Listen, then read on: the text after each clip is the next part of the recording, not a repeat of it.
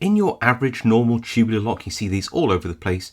You tend to have a center post with a little cutout on it, and you can use that cutout to tension the lock, to turn the lock, usually using a tool which has a profile like that.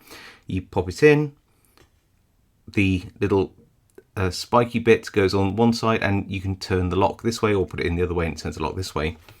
But some locks do not have that little notch in the center post, which makes it a little bit trickier to tension.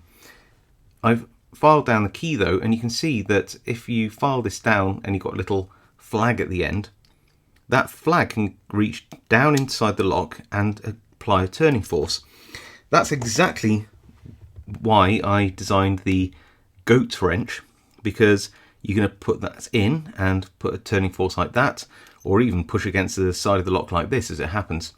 Or you can put it in and then tension backwards on the core as well to reset it or pick it backwards if you wish. And this is exactly the right depth for the vast majority of these locks without a center post tensioning slot, if that's what you want to call it. So yeah, now let's have a look at this lock. You might see a problem. Pop this in and oh, there's a little gap. This lock, and I've not seen any more like it than this one, I'm sure there are, but this lock has a very shallow keyway. The keys look the same, but they, it's just got this super shallow keyway, and that sort of defeats the goat wrench tool itself. That's just one of the things you come across when you're a lock picker. Not every lock or range of locks is identical, and sometimes you'll just find one which throws you for a loop. So what do we do about that? Well, we can create another tool like this. We can probably get a bit of bent wiper blade and just put a little kink on there and then bend it up and then bend it backwards. I've seen people use bent wiper blade. You can create another tool just like this one, just with a shorter flag, or in some of the cheap dimple lock tensioning kits, and those of you who've been around for a while lockpicking will know that you can buy them on all of the Chinese emporiums which sell all sorts of stuff, but including lockpicking equipment. You buy these sets and they have these strange tools in. Now, I'm not entirely sure what these are for, but I suspect that they are for locks like this.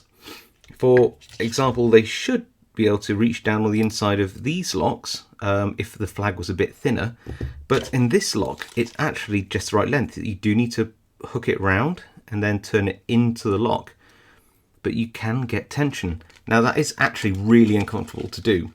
You do need to actually sort of balance the tension and push, sort of pushing in the side, but it will go round and it will unlock the lock.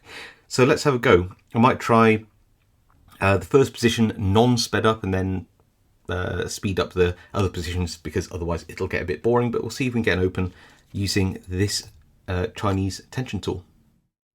I've put some autofocus on the lock itself, so anything close to the camera will go blurry. It's just because if I start putting my hands here, it tends to lose focus on the lock, and that's just a bit annoying. So I'm going to pop this tension tool in, making sure it's the right way around, because that'd be silly if I didn't, and then sort of just push it towards me. This isn't particularly easy to do, but we'll try. It's just reaching around and doing the lock is difficult. Pin 3, I don't know whether you saw that or heard that set. Nothing. 4, 5. I think that's overset now, so I might have to just turn that back and try and get that pin back up. But we'll carry on regardless.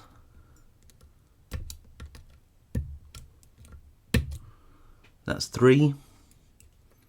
That's oh no, I think I've overset. Or have I? 4, maybe not, maybe not. Go long, so pin 1, 2, nothing, 3, nothing now, 4, nothing, 5, nothing. 6, nothing. A little click on 7. Still not open though, so let's go around again. Nothing on 2, nothing on 3. Oh, I've just touched 4 and look, we've turned a position. There we go. And then all the pins pop up. That does lock in your tool though. That is, yeah, it's a bit frightening, you know, if you're not used to it. Because what do? You just got to sort of go along with it. But yeah, ignore my squeaky chair. Let's now, move the light in, try and do the other positions. I'll speed this up if I have to. Might turn it this way a bit.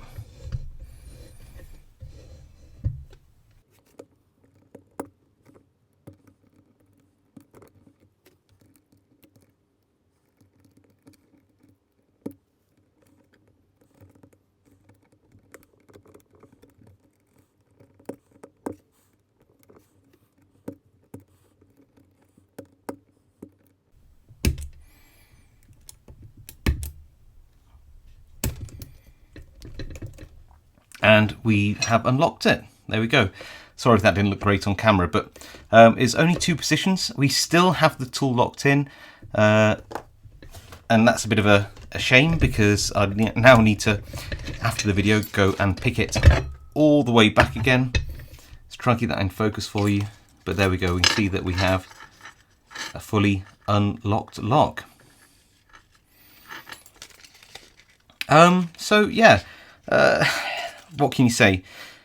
It's a very easy lock to destructively attack, clearly, but it's a little trickier than you might expect to pick open, just because you do need to either craft a tool out of some wiper blade, have one of these strange little Chinese tools available, or make another tool a bit like the goat wrench to fit this lock.